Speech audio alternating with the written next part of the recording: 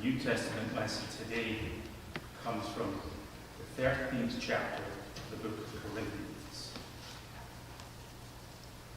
Love is patient, love is kind, love is not envious or boastful or arrogant or rude.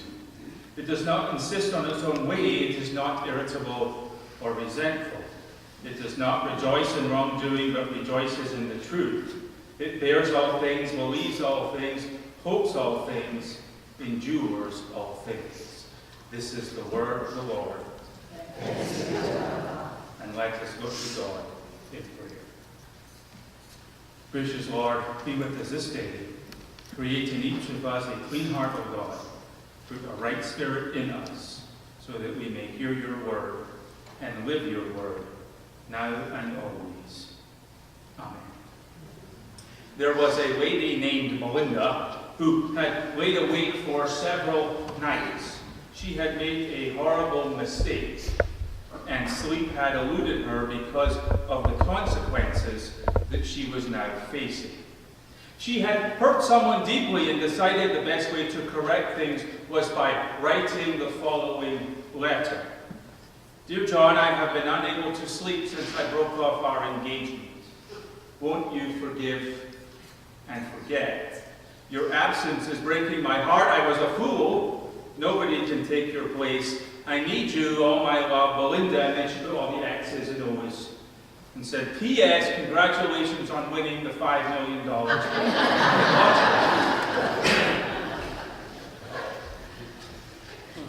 We are at the beginning of our two-part sermon series, part 2 of our 3-part series on 1 Corinthians, chapter 13, the love chapter.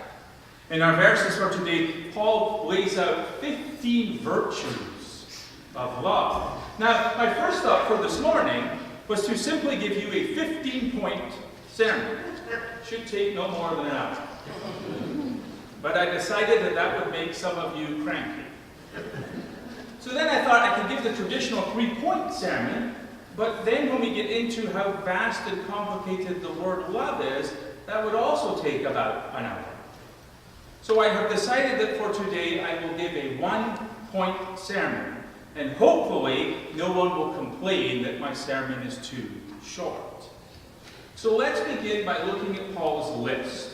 He says, love is patient and kind. It rejoices with the truth.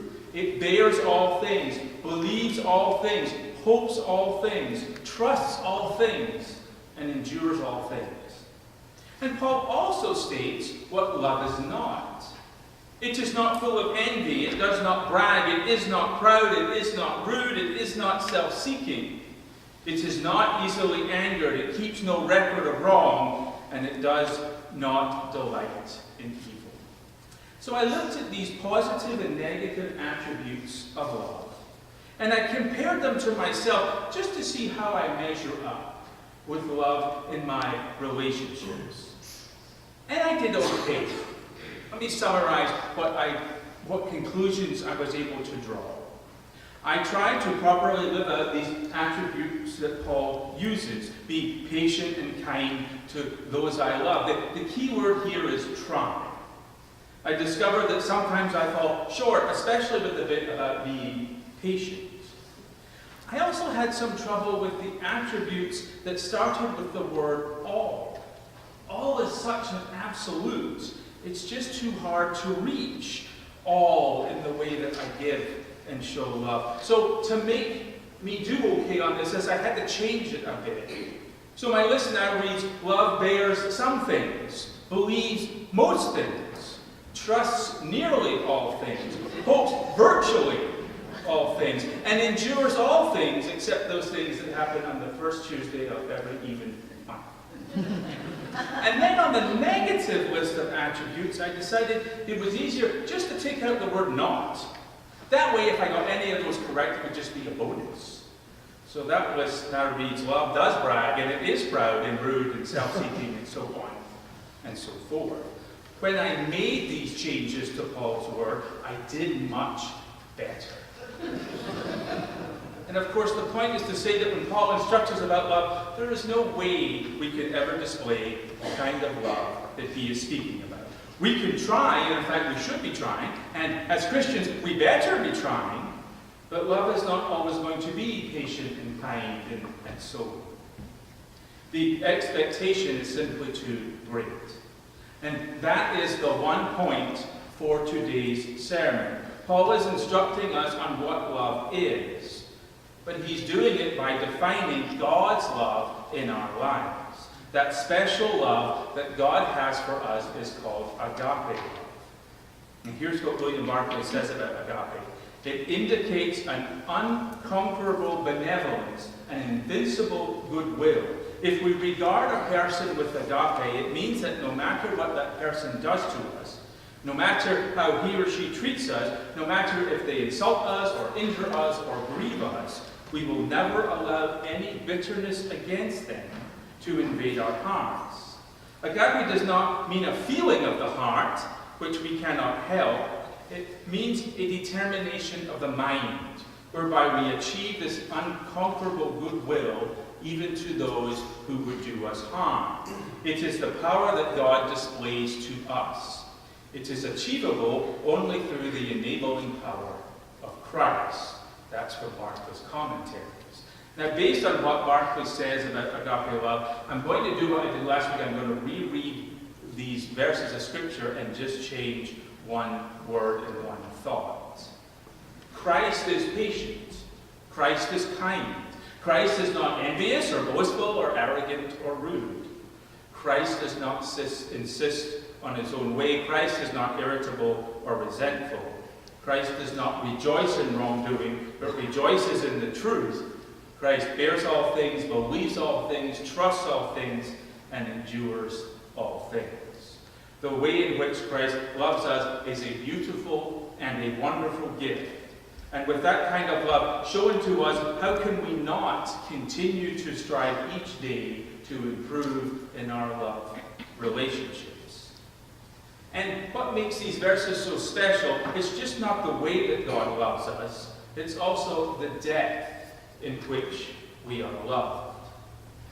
Earlier in this service today, I gave an assurance of pardon. I use it often. I have even used it here in this church as a benediction. It's important words because it speaks of an undeniable truth. What I said today is God loves you. There is nothing you can do to make God love you. There is nothing you can do to stop God from loving you. Let's talk about that. First, there is nothing we can do to make God love us. Now, I consider myself a somewhat intelligent human being and a productive member of society. And I like to think that I am in charge of my own destiny and I can work to affect change in my own household and in my community. Now, I may not be able, as I said earlier, I may not be able to make God love me, but look at all the things that I can make happen every day. I can make my own meals. I can make a decision on what to wear. I can make up my mind as to how my day will go. I can even make my bed. I don't, but I can. I make daily choices on behalf of my family. I make decisions on how to do my job, how to serve God to the best of my ability. I try to make a difference in this world, and I try to make my life an example for others. And I'm pretty certain that most of you live your lives in a similar fashion. As a society, we are great at making things happen, making products that make our lives easier. We can make trouble, we can make someone happy, we can make a will, make a good deal, make change, and make a list. We can send our children to college and hope that one day they will be able to make a go of it in this world. If we don't like the way we look, we never have to make do. We can always put on makeup or have a makeover. I don't make too much of what I am saying, for I am making light of most of it, but make no mistake, this is not make-believe. I intend to make good on what I say. And even if this is not the best example I've ever given, it's okay because it won't make or break this sermon. My point is, as human beings, we like to make things happen. We like to think that what we do with our lives is important. And with all that we can do and all that we have accomplished to make this world a better place, we still can't make God love us. What it all boils down to is, like it or not, we are not in control. It is God who first loves us. It is God's doing, God's making, God's action in our lives that makes a difference. We can't make God love us because God already loves us. Amen. All that we have, all that we are, all that we do is because God chooses to love us, chooses to forgive us and guide us, and chooses to walk alongside each of us. God's love and action in our lives makes us into something that we could never make on our own. Second piece of this assurance is there is nothing that you can do to stop God from loving you. My first reaction to this statement is, why would you want to? God's love is patient and kind and vast and deep. It's a lovely thing. It sustains us. It guides us. It takes care of us. We don't want to stop that. We want to embrace that. That perfect love of God is right there for us. We need to accept it, appreciate it, be thankful for it, and turn it into an action word in our lives. It is a great comfort to know that there is nothing that we will ever do that will make God look at us and say, enough, I give up on you. God is always going to love you. I'm going to give you a hypothetical story. So, hypothetically, I'm driving around the town one day, and I decide on a whim that what my family needs in their lives is a horse. So I go to a horseman in Ohio, and for the bargain basement price of $106, I buy a horse. Now when I get this horse home, I am a hero. My daughter Lindsay thinks I'm the greatest thing in the world because every princess needs her own horse. Colin thinks it's great because he has visions of riding a horse to school instead of that old stinky yellow school bus. And Marcia thinks it's a good idea because I made a great deal on what I paid for the horse. So the horse goes well. It becomes a member of our family, and it lives with us. We decide, because we've invited the horse in, that we're going to call the horse Traveler. And any trivia buffs out there know that's why I picked the name Traveler and its significance. Traveler works well in our house at first. We all love Traveler at first. But after a while, it gets kind of hard living with a horse. I mean, Travelers do a number on the carpets. I tell Lindsay and Colin all the time, don't gallop in the living room. They don't listen. It's really hard to go up the stairs and get into the bedrooms when there's a horse sitting in the hallway. Traveler the horse and Duchess the dog do not get along. And so after a while, I make the decision that as painful as it is, Traveler needs to go. So I go back to the horse trader, and I sell Traveler back for $108. And I go home. And it doesn't take long before we're missing Traveler.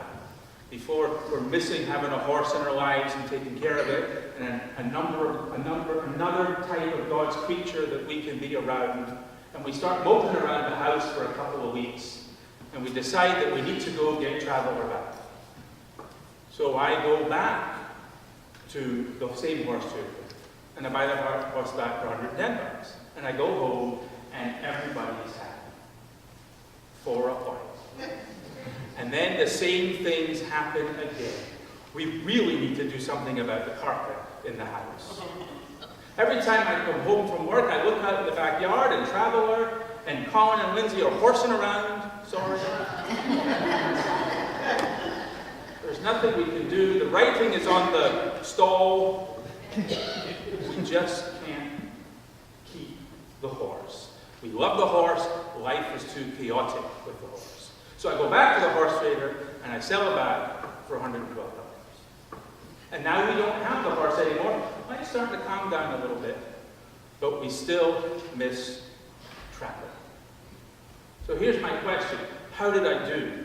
Not on the sermon, we all know that was brilliant. How did I do with the horse? And all the buying and selling, did I make that on the deal? Did I lose money? Did I gain money? If I gained or lost, how much was it? We don't know. Do you know? Here's another question. This is a theological question. What does this have to do with God's love? Traveler is a metaphor, an example. Traveler is something that happens to all of us. Life is messy and chaotic and frustrating and overwhelming and topsy-turvy, and it gets so much sometimes we can't even answer simple questions that we are asked. Traveler is in all of our lives.